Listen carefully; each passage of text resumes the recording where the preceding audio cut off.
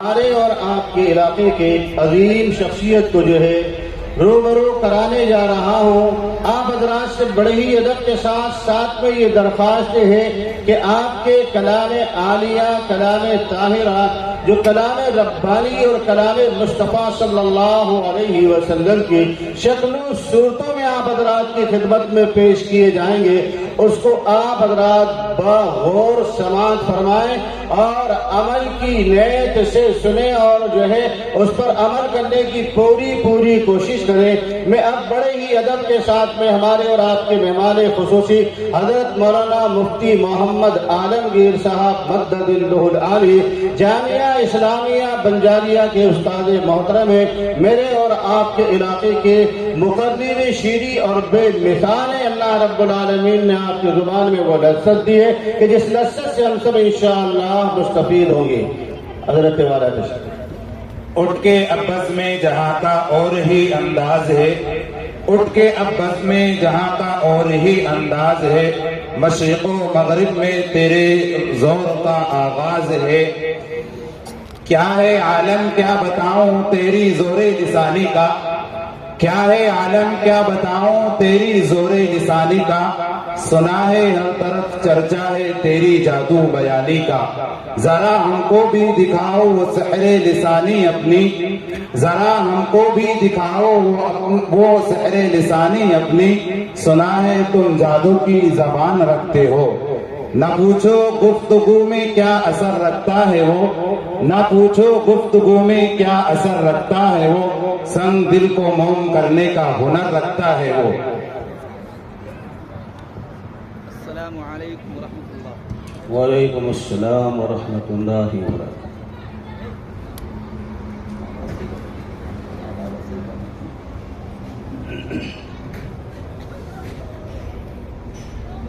الحمد للہ رب العالمین والعاقبۃ للمتقین والصلاة والسلام على سید الانبیاء والمرسلین وعلى آلہ وصحبہ اجمعین، اما بعد فقد قال اللہ تعالی فی کتابہ الکریم: اعوذ باللہ من الشیطان الرجیم، بسم اللہ الرحمن الرحیم، ان هذا القرآن يهدي للتي هي اقوم ويبشر المؤمنين الذين يعملون الصالحات ان لهم اجرا كبيرا۔ وقال الله تعالى في آية أخرى: والمؤمنون والمؤمنات بعضهم أولياء بعض يأمرون بالمعروف وينهون عن المنكر ويقيمون الصلاة ويؤتون الزكاة ويطيعون الله ورسوله أولئك سيرحمهم الله إن الله عزيز حكيم۔ صدق الله العظيم۔ وعن أبي هريرة رضي الله تعالى عنه قال: قال رسول الله صلى الله عليه وسلم: ما اجتمع قوم في بيت من بيوت الله يتلون كتاب الله ويتدارسونه بينهم إلا نزلت عليهم السكينة وغشيتهم الرحمة وحفتهم الملائكة وذكرهم الله في من عنده، رواه أبو داود أو كما قال عليه الصلاة والتسليم۔ وہ دانائے سبل ختم الرسل مولائے کل، جس نے غبار راہ کو بخشا فروغ وادی سینا، نگاہ عشق و مستی میں وہی اول وہی آخر، وہی قرآن وہی فرقان وہی یاسین وہی طٰہٰ۔ دوسرے شاعر نے کہا: فضاؤں میں بسی خوشبو، زباں پہ کس کا نام آیا، وہی حضرت محمد، عرش سے جن پر سلام آیا۔ نبی امی لقب لیکن معلم سارے عالم کے، رسالت کو ہے جس پر ناز، وہ خیر الانام آیا صلی اللہ علیہ وسلم۔ باوقار اساطین علم و فضل، مقتدر گرامی حضرات اور سامعین اور بزرگوں دوستوں، مدرسہ کے طلبہ اور وہ نونہال بچے جو حفظ قرآن کی دولت سے مالا مال ہو چکے ہیں اور ان کی دستار بندی ہونے والی ہے، وہ بھی میری تقریر کے خاص مخاطب ہیں۔ دوستو، اس وقت جس مجلس میں آپ بیٹھے ہیں، یہ مجلس دنیا کی تمام مجالس سے بہتر اور افضل مجلس ہے، کیونکہ اس مجلس کی نسبت قرآن سے ہے، صاحب قرآن سے ہے، اور دنیا کے اندر سب سے بہتر انسان وہ ہے جو قرآن سیکھے اور سکھائے۔ اس وقت پوری دنیا کی آبادی تقریباً 7.5 ارب ہے، جن میں 6 ارب کی آبادی غیر مسلموں کی ہے، جن میں یہود بھی ہیں، نصارہ بھی ہیں، دوسرے دھرم کے لوگ ہیں، اور 1.5 ارب مسلمانوں کی آبادی ہے، جن کا عقیدہ توحید ہے۔ جتنے لوگ یہاں بیٹھے ہیں، سب سے پہلے تو یہ عقیدہ درست کر لیں کہ ہم سب کا خالق و مالک صرف اور صرف اللہ رب العزت کی ذات ہے، وہی کائنات کا پالنہار ہے، سب کا خالق ہے، مالک ہے، رازق ہے، داتا ہے، وہی مسجود ہے، وہی معبود ہے، اس کے علاوہ اور کوئی معبود نہیں۔ کیوں؟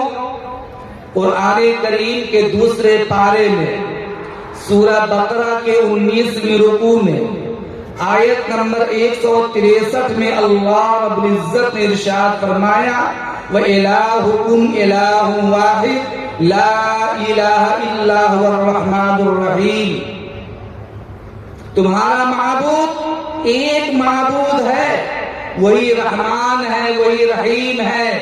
قل هو اللہ احد اللہ الصمد لم یلد ولم یولد ولم یکن له کفوا احد۔ اس صورت میں اللہ کی ذات اور صفات کا ذکر ہے، شرک کی نفی کی گئی ہے، صاف کہا گیا اللہ ایک ہے، بے نیاز ہے، نہ جنا گیا اور نہ کوئی اس کا ہمسر اور ساتھی ہے، وہ اپنی ذات میں یکتا، اپنی صفات میں یکتا ہے۔ اس لیے مسلمانوں، عبادت کے لائق اگر کوئی ذات ہے وہ صرف اللہ کی ذات ہے۔ اسی لیے اللہ نے مسلمان کو نہیں، علماء کرام کو نہیں، مدرسے والوں کو نہیں، مالداروں کو نہیں، بلکہ پوری انسانیت کو خطاب کرتے ہوئے کہا کہ اس معبود کی عبادت کرو۔ قرآن کریم کے پہلے پارے میں سورہ بقرہ کے 3 رکوع میں آیت نمبر 21 میں اللہ تعالیٰ نے ارشاد فرمایا، یا ایھا الناس اعبدوا ربکم الذی خلقکم، اے ایمان والو، اے لوگو، عبادت کرو اس پروردگار کی جس نے تمہیں پیدا کیا اور تمہارے آباء و اجداد کو پیدا کیا، تمہارے آباء و اجداد کو، تمام انسانوں کو پیدا کیا۔ اگر تم اس رب کی عبادت کرو گے تو امید کہ اللہ سے ڈرنے والے پرہیزگار بن جاؤ گے۔ رب نے اعلان کر دیا ہے، جب یہ معلوم ہو گیا کہ عبادت کے لائق وہی ہے۔ دوسرا عقیدہ، جناب محمد رسول اللہ صلی اللہ علیہ وسلم آخری نبی ہیں، آخری رسول ہیں۔ آج ہمارے عقیدہ پہ حملہ کیا جا رہا ہے، ہمارے عقیدہ کو ڈگمگایا جا رہا ہے، ہزاروں جھوٹے مدعیان نبوت پیدا ہو رہے ہیں۔ آج یہاں سے سبق لے کر جائیے کہ ہمارا نبی اور آخری نبی مدینے والے شہنشاہ دو جہاں محمد عربی صلی اللہ علیہ وسلم ہے۔ آپ کے علاوہ اور کوئی نبی نہیں ہو سکتا ہے۔ قرآن نے کہا ہے، قرآن کریم کے 22ویں پارے میں سورہ احزاب کے 5ویں رکوع میں آیت نمبر 40 میں اللہ نے ارشاد فرمایا، ما کان محمد ابا احد من رجالکم ولكن رسول اللہ وخاتم النبیین وکان اللہ بکل شیء علیما۔ صاف صاف کہہ دیا گیا ہے آخری نبی محمد عربی صلی اللہ علیہ وسلم ہے، اور خود آپ نے فرما دیا انا خاتم النبیین لا نبی بعدی، میں آخری نبی ہوں، میرے بعد اب کوئی نبی آنے والا نہیں۔ کیونکہ جب اللہ تعالیٰ نے کائنات کے لیے، چرند کے لیے، پرند کے لیے، نباتات کے لیے، جمادات کے لیے، تمام مخلوقات کے لیے نبی بنا کر، رسول بنا کر ہمارے نبی کو بھیج دیا، تو قیامت تک کسی نبی کی آمد کی ضرورت نہیں ہے، وہی نبی سب کا نبی ہے۔ اس لیے کہ اللہ نے پوری انسانیت کے لیے ڈرانے والا، خوشخبری سنانے والا بنا کر کے اللہ نے نبی کریم صلی اللہ علیہ وسلم کو مبعوث فرمایا۔ قرآن کریم کے 22ویں پارے میں سورہ سبا کے 3 رکوع میں آیت نمبر 28 میں اللہ تعالی نے ارشاد فرمایا، وما ارسلناک الا کافۃ للناس بشیرا ونذیرا ولکن اکثر الناس لا یعلمون۔ ہم نے آپ کو پوری انسانیت کے لیے خوشخبری سنانے والا، ڈرانے والا بنا کر بھیجا ہے، لیکن اکثر لوگ نہیں جانتے۔ اور یہ بھی سمجھ لیجئے، جو لوگ کہتے ہیں محمد عربی صلی اللہ علیہ وسلم دنیا میں زحمت بن کر کے آئے، ان کو جا کر یہ بتلا دیجئے کہ ہمارے نبی زحمت نہیں بلکہ پوری انسانیت کے لیے، تمام مخلوقات کے لیے، چرند کے لیے، پرند کے لیے، نباتات کے لیے، جمادات کے لیے، کیڑوں مکوڑوں کے لیے بھی سراپا رحمت بن کر کے آئے۔ آپ نے کسی پر زحمت نہیں کی ہے، نہ زحمت کرنا آپ نے گوارا کیا ہے۔ قرآن کہتا ہے، قرآن کریم کے 17ویں پارے میں سورہ انبیاء کے 7ویں رکوع میں آیت نمبر 107 میں اللہ نے ارشاد فرمایا، وما ارسلناک الا رحمتا للعالمین۔ ہم نے آپ کو جہان والوں کے لیے سراپا رحمت بنا کر بھیجا ہے۔ اسی نبی پر قرآن مقدس نازل ہوا جس کی نسبت پر آپ یہاں بیٹھے ہیں، اور میں نے آپ کو کہا آپ انتہائی درجہ خوش نصیب ہیں، انتہائی درجہ آپ مقبول ہیں، اللہ کی نظر میں محبوب ہیں، کیونکہ ایسی مجلس میں بیٹھے ہوئے ہیں جس میں قرآن کریم پڑھنے والوں کے سر پر دستار بندی کی جائے گی، جن کی دیدار کے لیے، جن سے ملاقات کے لیے، قرآن کی بات سننے کے لیے آپ یہاں آئے ہوئے ہیں۔ اور میں نے کہا کہ 1.5 ارب دنیا کے اندر مسلمان ہیں، ان تمام مسلمانوں کے اندر مالدار کو بہتر نہیں کہا گیا ہے، کسی شہری کو بہتر نہیں کہا گیا، پروفیسر کو بہتر نہیں کہا گیا، نہ ڈاکٹر کو بہتر کہا گیا ہے۔ اگر بہتر کہا گیا ہے تو ان قرآن پڑھنے اور پڑھانے والے کو کہا گیا، اور یہ میں نہیں کہتا بلکہ یہ فرمایا ہمارے اور آپ کے آقا تاجدار مدینہ محمد مصطفیٰ صلی اللہ علیہ وسلم نے بخاری شریف جز نمبر 3 صفحہ نمبر 39 حدیث نمبر 19، راوی عثمان ابن عفان رضی اللہ تعالی عنہ، نبی کریم صلی اللہ علیہ وسلم نے ارشاد فرمایا خیرکم من تعلم القرآن وعلمہ، تم میں سب سے بہتر وہ ہے جو قرآن سیکھے اور سکھائے. یہ حضور نے فرمایا ہے سب سے بہتر وہ ہے جو قرآن سیکھے اور سکھائے. اور یہ قرآن کیا ہے؟ الف لام میم ذالک الکتاب لا ریب فیہ، فرمایا کتاب ایسی کتاب ہے جس میں کوئی شک و شبہ نہیں ہے، پاک پوتر کتاب ہے، قیامت تک باقی رہنے والی کتاب ہے، زبر زیر پیش تمام چیزیں محفوظ ہیں، سب سے بہتر راستے کی طرف رہنمائی کرنے والی کتاب ہے، صراط مستقیم. نماز میں ہم آپ دعا مانگتے ہیں اہدنا الصراط المستقیم، پروردگار سیدھے راستے کی طرف ہماری رہنمائی فرما، یعنی وہ راستہ جس پر چلنے سے اللہ راضی، جس پر چلنے سے اللہ کا رسول راضی، جس پر چلنے سے جنت کا پروانہ ہاتھ مل جائے، جس پر چلنے سے انسان کو دنیا میں سرخروئی مل جائے اور آخرت میں بھی عزت کا پروانہ دیا جائے، اس راہ کی طرف یہ قرآن رہنمائی کرتا ہے.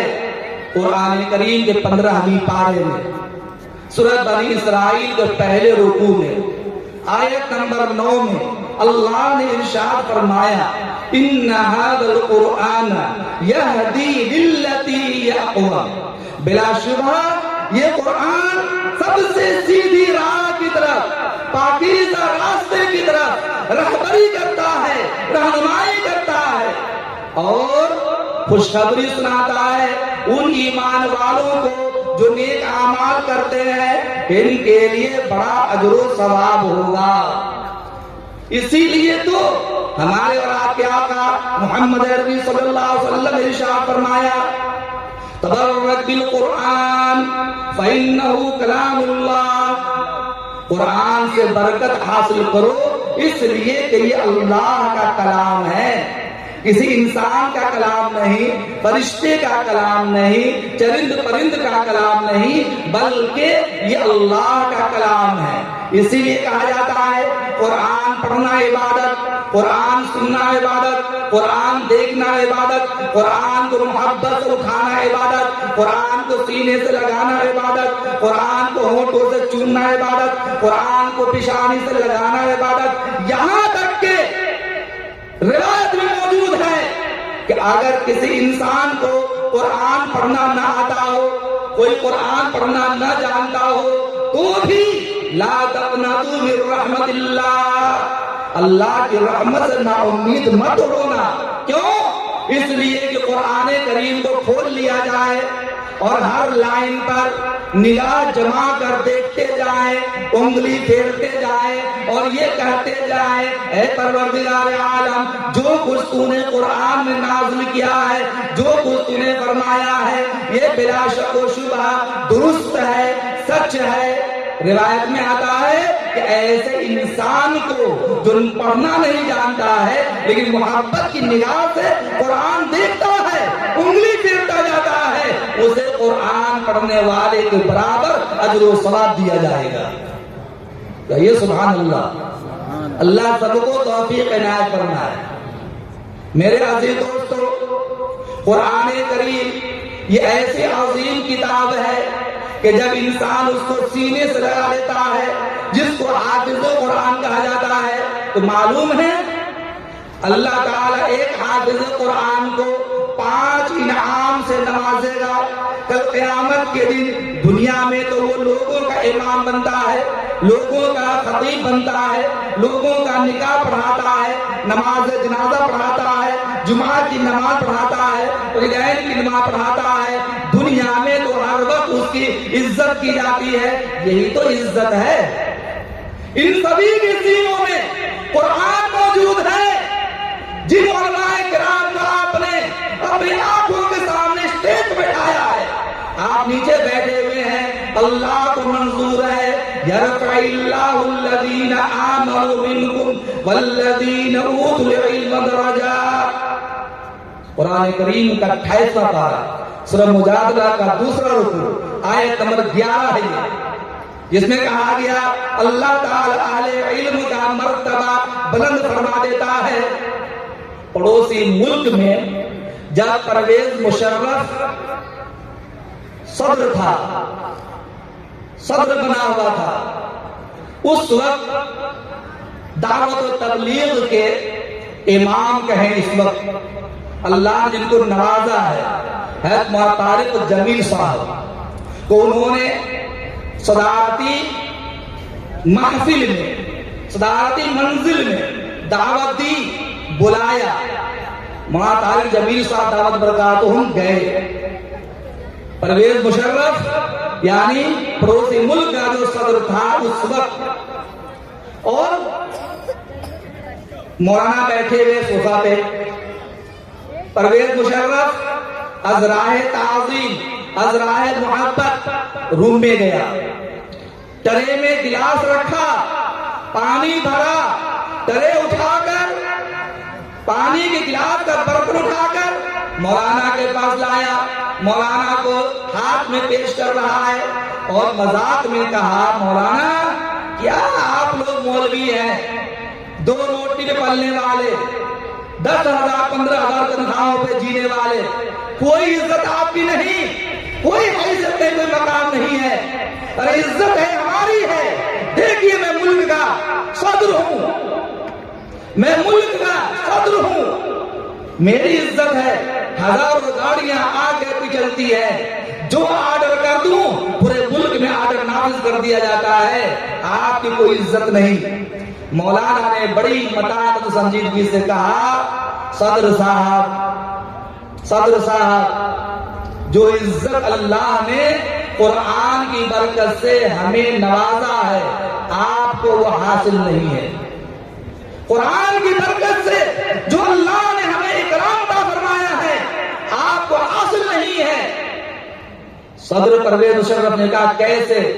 کہا کہ لوگ آپ کے آگے پیچھے گھومتے ہیں جس کو آپ اپنی عزت مانتے ہیں، اور میری عزت تو یہ ہے کہ ملک کا وہ آدمی، وہ صدر جس کے آگے پیچھے ہزاروں گاڑیاں گھومتی ہے، میرے سامنے ادب کے ساتھ گلاس کا ٹرے لیے ہوئے کھڑا ہے، اور میں مسجد میں بیٹھا ہوا ہوں اور وہ کہہ رہا ہے مولانا پانی پیش کر رہا ہوں، پانی قبول کر لیجئے۔ بتائیے میری عزت ہوئی یا آپ کی عزت ہوئی؟ عزت کس سے ملی؟ قرآن کی بدولت۔ نبی کریم صلی اللہ علیہ وسلم نے فرمایا ایک حافظ قرآن کو قیامت کے دن 5 طرح سے انعام سے نوازا جائے گا۔ نمبر 1 الخیریہ، یہاں پر میرے زیادہ تر شاگرد بیٹھے ہوئے ہیں جن کو میں نے پڑھایا ہے، اور آپ کے علاقوں میں ماشاءاللہ وہ سب بڑھیا کام، بڑی خدمتیں انجام دے رہے ہیں، اللہ ان سب کو اور بھی ترقیات سے ہمکنار فرمائے۔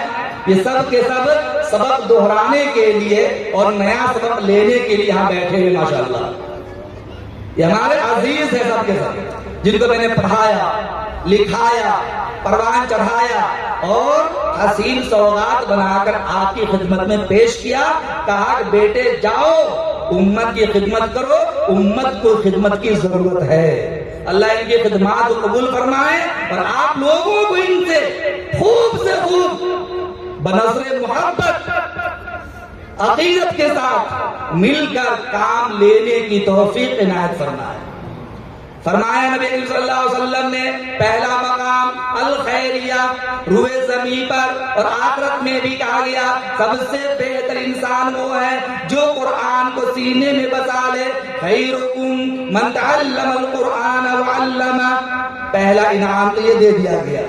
دوسرا انعام حضور نے فرمایا اہل القرآن ہم اہل اللہ۔ آج اگر آپ کی پنواڑی میں کسی انسان کو کوئی پارشد آ کر کہہ دے کہ میں آپ کے ساتھ میں ہوں، آپ کا کوئی کچھ بگاڑ نہیں سکتا، میں آپ کے پریوار کی طرح ہوں، تو وہ کہے گا کیا کہنا، میں تو اب میری قسمت تر گئی، میں بڑا ہو گیا، کوئی میرا کیا بگاڑ سکتا ہے۔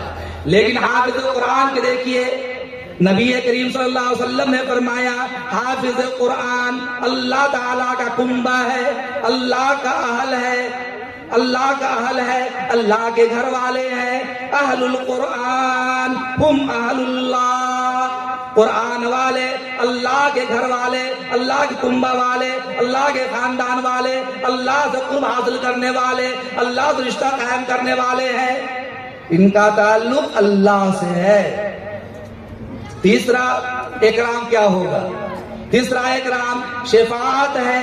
کل قیامت کے میدان میں، قیامت کے میدان میں حافظ قرآن کو بلایا جائے گا اور حافظ قرآن کے حق میں یہ قرآن یجیء القرآن، قرآن آئے گا، شفاعت کرے گا، سفارش کرے گا۔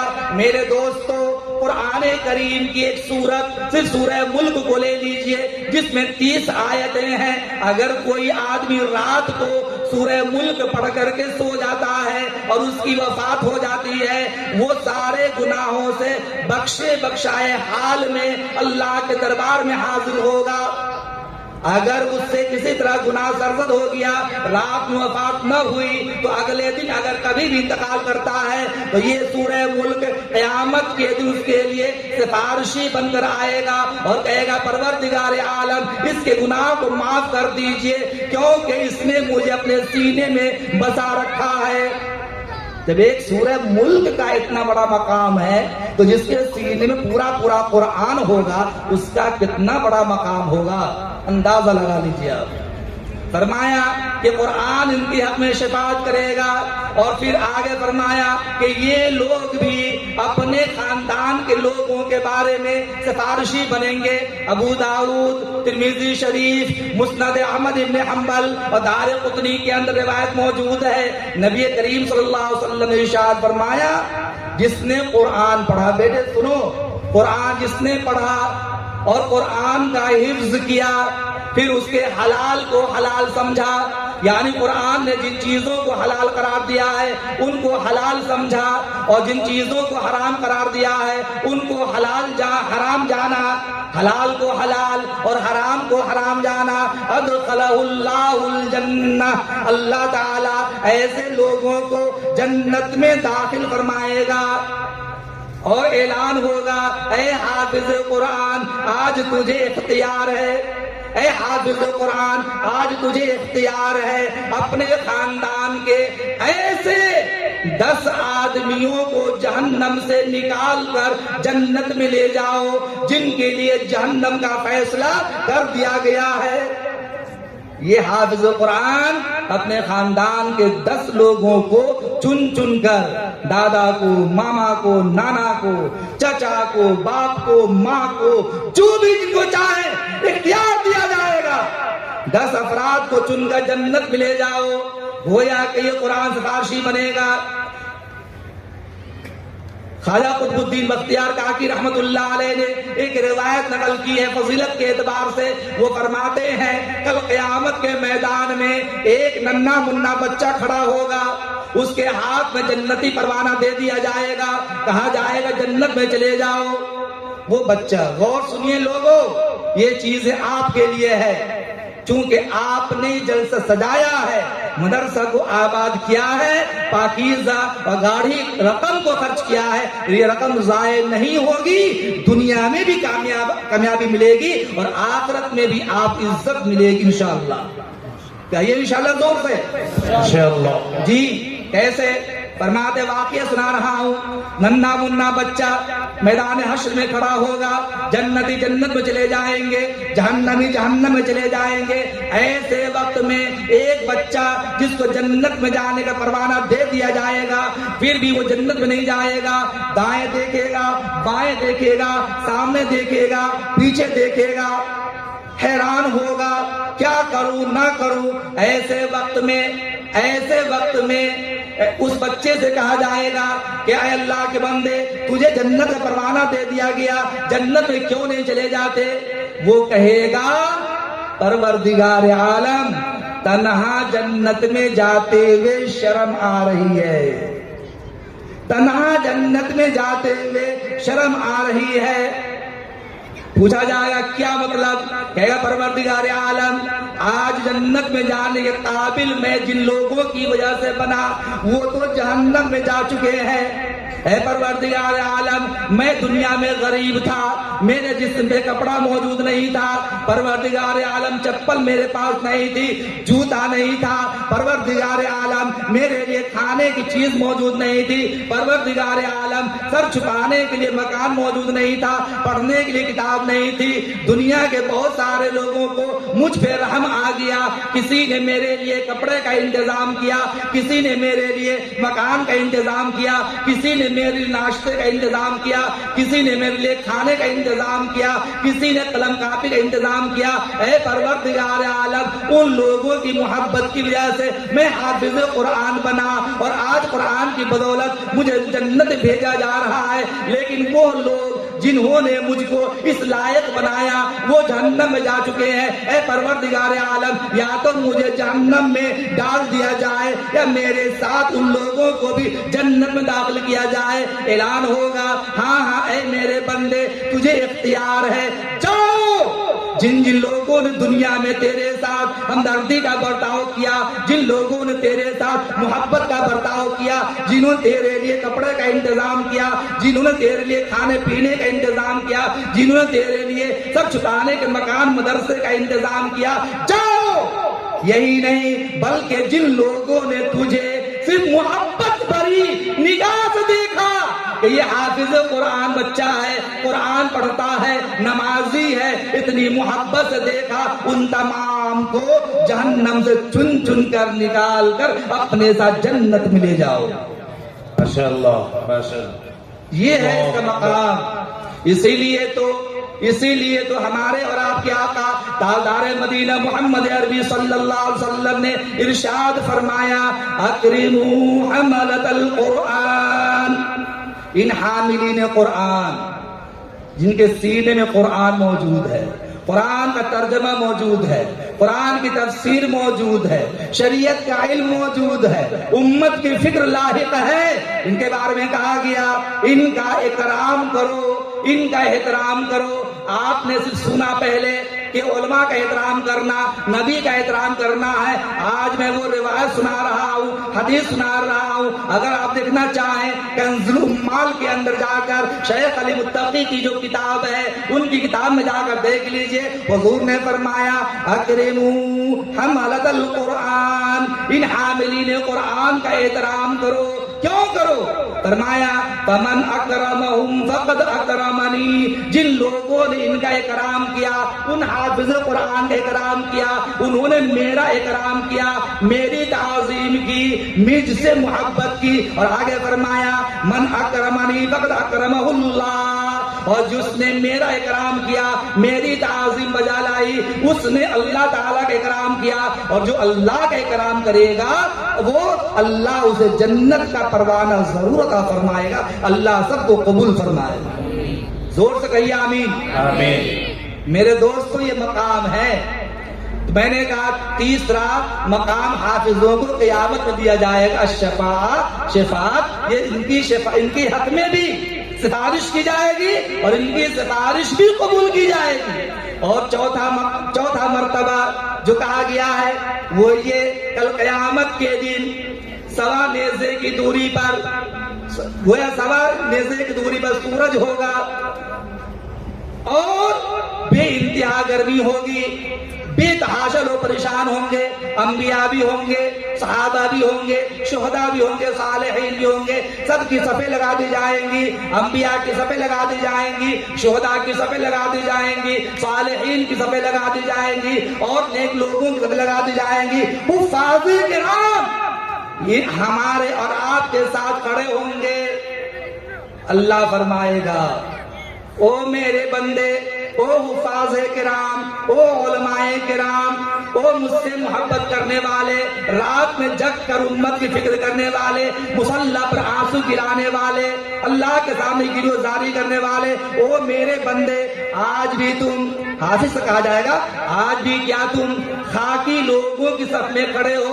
ہرگز ہرگز نہیں، آؤ نکل جاؤ وہاں سے، الماہر بالقرآن ما سفرت الکرام البررہ وحافظ القرآن، قرآن کو اچھی طرح پڑھنے والے، قرآن میں مہارت رکھنے والے. سنو سنو، انسان کی صفوں سے نکل جاؤ اور فرشتوں کی صف میں آ جاؤ جو نورانی مخلوق ہے، جن سے کوئی گناہ سرزد نہیں ہوا اور جنہوں نے کبھی اللہ کی نافرمانی نہیں کی. ایسے صف میں آ جاؤ، ایسے لوگوں میں، ایسے گروہ میں آ جاؤ. یہ اعلان ہوگا ہمیں اور آپ کو نہیں، ان حافظ قرآن کو کہا جائے گا فرشتوں کی صفے میں آ جاؤ.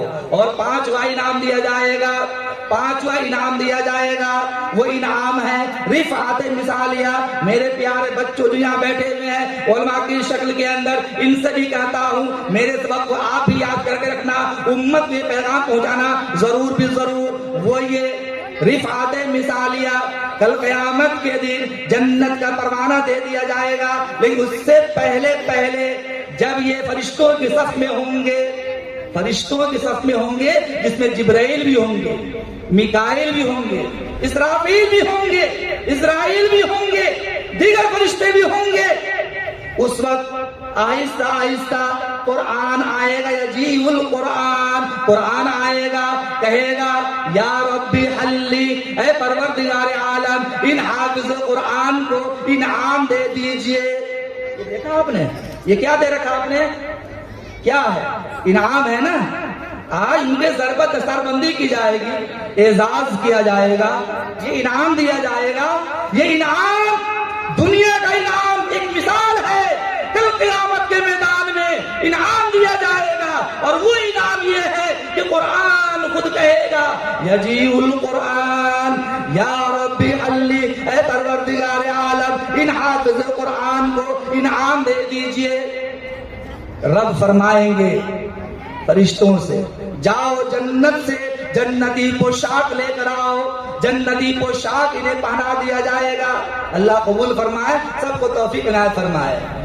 کہا جنتی پوشاک بنا دیا جائے گا. پھر قرآن کہے گا یا رب زدو، پروردگار تھوڑا اور اضافہ کر دیجیے انعام میں، انعام اور بڑھا دیجیے. رب فرمائیں گے اے فرشتے جاؤ جنت سے وقار کا تاج لے کر کے آؤ، وقار کا تعظیم، وقار کا یاقوتی تاج لے کر آؤ. اس دن کے سر پر تاج ڈال دیا جائے گا، تاج ڈال دیا جائے گا.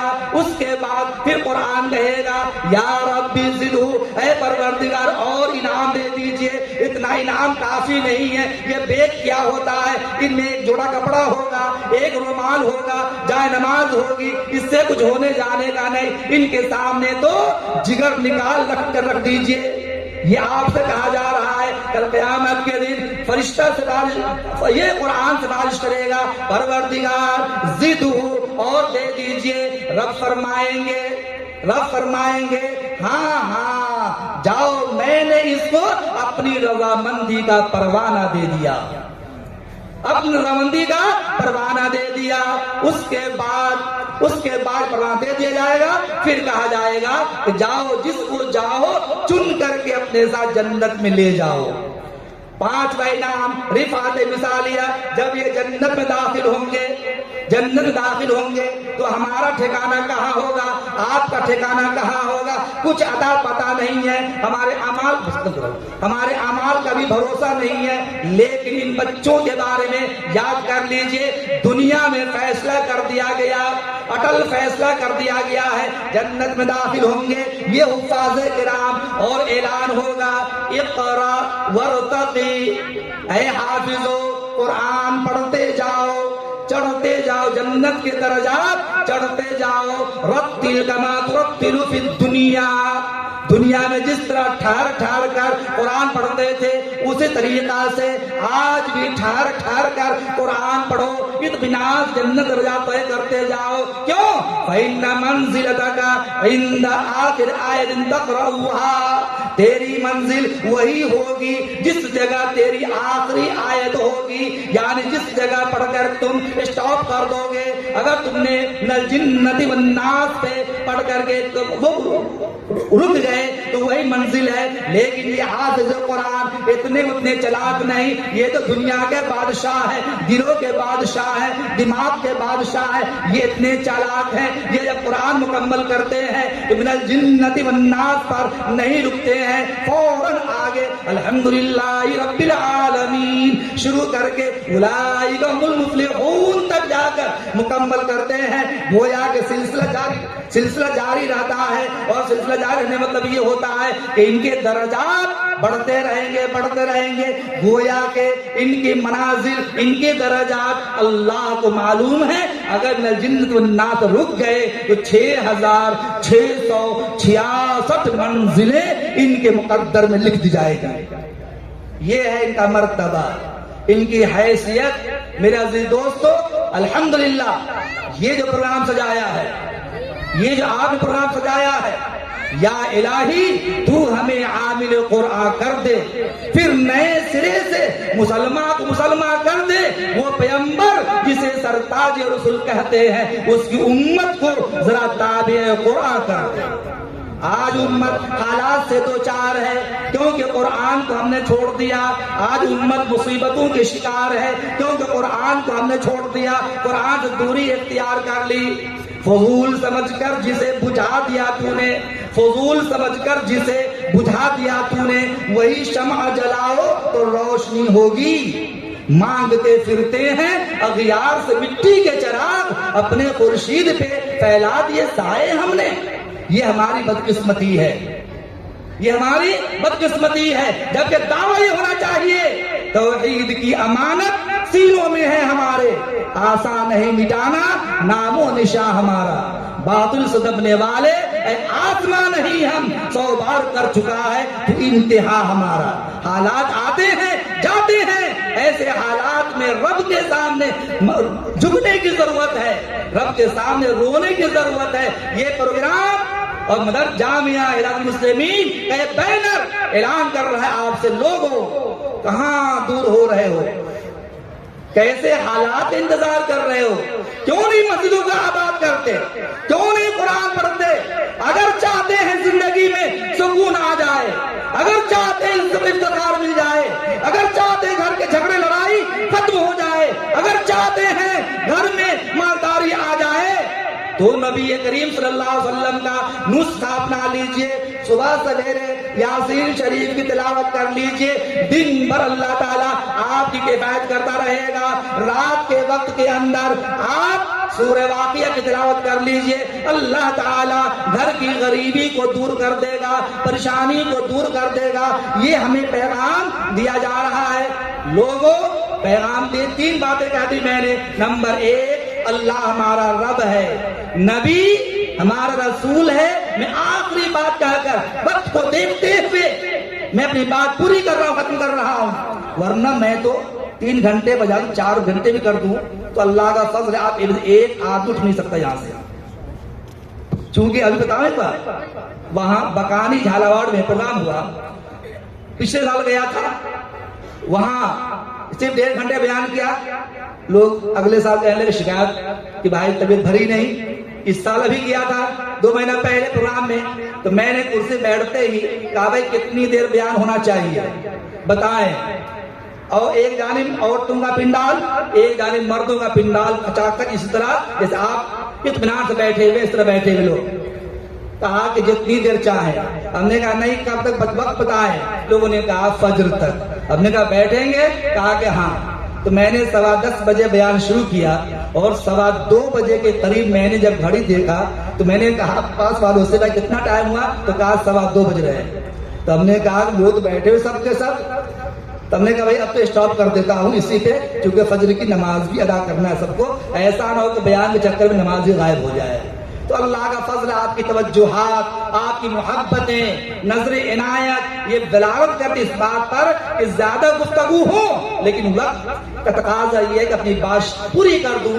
آخری بات یہ کہ ہمارے آئیڈیل کون ہیں بتائیے سبھی. دنیا میں آج کوئی ہیرو کو اپنا آئیڈیل بناتا ہے, کوئی ماسٹر کو, ڈاکٹر کو, پروفیسر کو, فلاں سب بناتا ہے. لیکن قرآن کہتا ہے پوری دنیا میں سب کے لیے آئیڈیل، امیر کے لیے، غریب کے لیے، مالدار کے لیے، ہندو کے لیے، مسلمان کے لیے، مرد کے لیے، عورت کے لیے، شہری کے لیے، دیہاتی کے لیے، سب کے لیے آئیڈیل اگر کوئی ذات ہے تو وہ ذات جناب محمد رسول اللہ صلی اللہ علیہ وسلم کی ذات ہے۔ پیدائش سے لے کر موت تک تمام امور میں، زندگی کے تمام مراحل میں اسی نبی کی پیروی کرنا ہے۔ اور میں نہیں کہتا، قرآن کہہ رہا ہے۔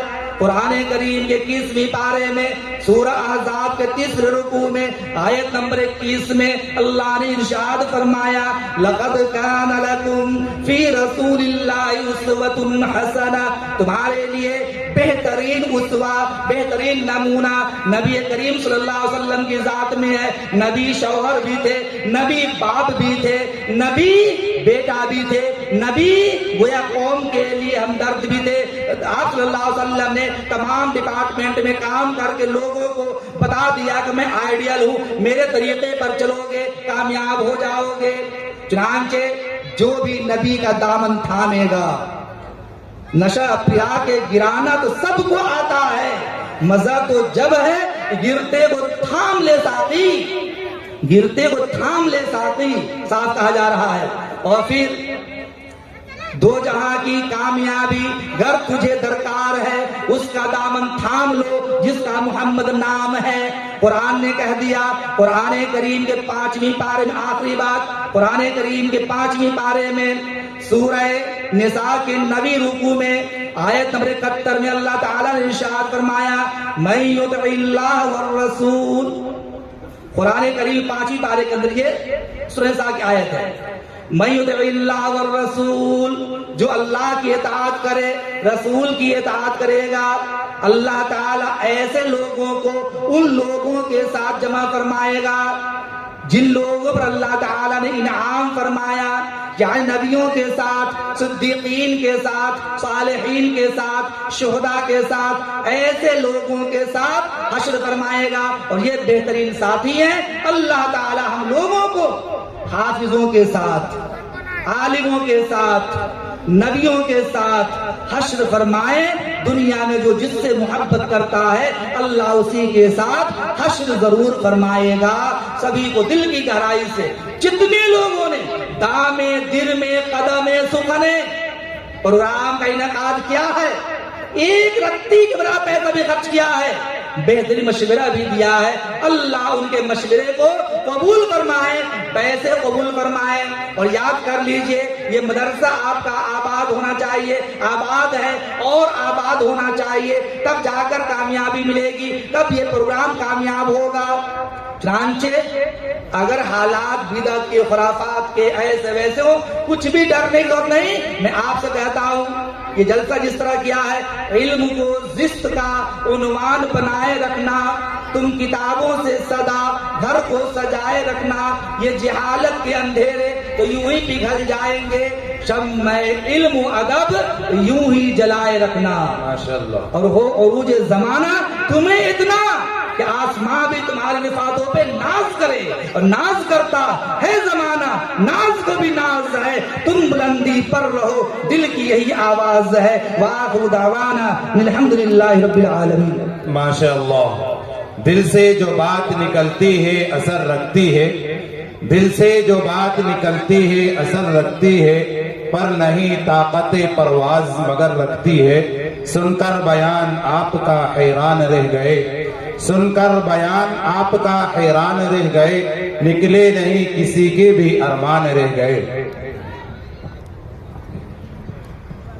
الحمدللہ حضرات، آپ کے ہمارے درمیان ابھی جو شخصیت موجود تھی حضرت مولانا مفتی محمد عالمگیر صاحب مدد اللہ العالی، قرآن و حدیث کی روشنی میں قرآن اور اہل قرآن علم اور اہل علم کی اہمیت و عظمت کو بیان فرما رہے تھے۔ حقیقت یہی ہے میرے بھائیوں، میری اور آپ کی کامیابی اللہ جل شانہ و عم نوالہ نے قرآن عظیم کی تعمیل میں رکھی ہے۔ تمہاری قوم کی بنا ہی دین و ایمان پر ہے، تمہاری قوم کی بنا ہی دین و ایمان پر ہے، تمہاری زندگی موقوف تعمیل قرآن پر تمہاری فتح یابی منحصر فضل یزدہ پر، نہ قوت پر، نہ شوکت پر، نہ سامہ پر، میں اسی پر میرے اور آپ کے مہمان خصوصی کو مبارکباد دیتا ہوں کہ ہم سب کے دل کو بڑی جلا اور بڑا نور بخشا ہے قرآن و حدیث کی روشنی میں۔ اللہ ہم سب کو عمل کی توفیق عطا فرمائے۔ اب ساتھ ہی میں آپ کے اور ہمارے درمیان میں ہمارے اور آپ کے خصوصی